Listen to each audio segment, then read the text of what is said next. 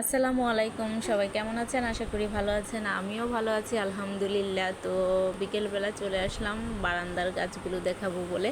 তো বারান্দাতে এত পরিমাণের গাছ, মাশাআল্লাহ, প্রত্যেকটা গাছই অনেক সুন্দরভাবে বেড়ে উঠেছে। তো তার মধ্যে একটা বিশেষ গাছ আমি দেখাবো, মানে আসলে দেখলে অবাক হয়ে যাবেন যে এটা কিভাবে সম্ভব। দেখেন মাশাআল্লাহ।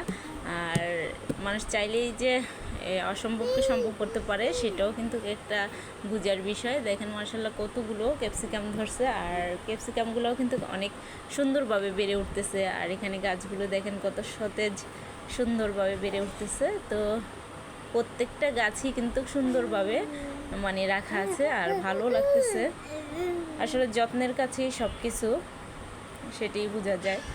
তো আর সবচেয়ে বড় কথা হলো ফুলগুলো অনেক সুন্দর, অনেক ভালো লাগে।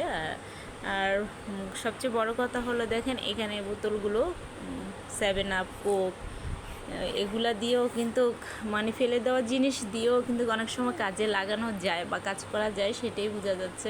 এই যে কত সুন্দরভাবে বারান্দাটা, যতগুলো মানে 7 আপ, কোক বা কোনো বোতল সেগুলো ফেলে দেওয়ার, তো ফেলে না দিয়ে এগুলো ইচ্ছে শক্তি থাকলে আসলে কাজে লাগানো যায় বা জানা থাকলে চেষ্টা করলে।